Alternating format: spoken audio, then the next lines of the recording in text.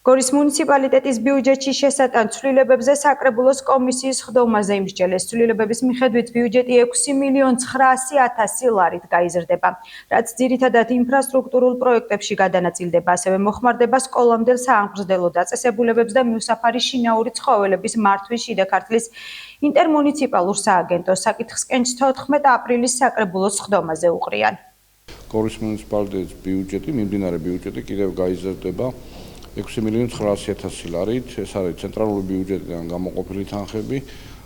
სხვადასხვა მიმართულებით არის, ეს არის როგორც გამყოფი ხაზის მიმდებარე სოფლების ინფრასტრუქტურული პროექტების საჭიროებაზე, არის ეს თანხები გამოყოფილი სკოლამდელი დაწესებულებების აღჭურვაზე, ნაწილობრივ არსებობ ძაღლების ჰიპერპოპულარიზაციის 2026 წლის პროგრამის დამტკიცების უზრუნველსაყოფად არის გამოყოფილი.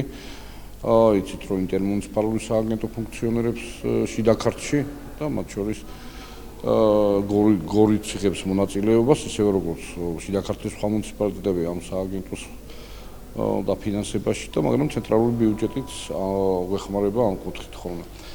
და რამოდენიმე ასეთი მიმართულება ჯამში ამ თანხებმა შეადგენა 6.900.000 და სწორედ მიზნობრივი მიმართულებებით იყო გამოყოფილი და გადანაწილდება ამ კუთხით.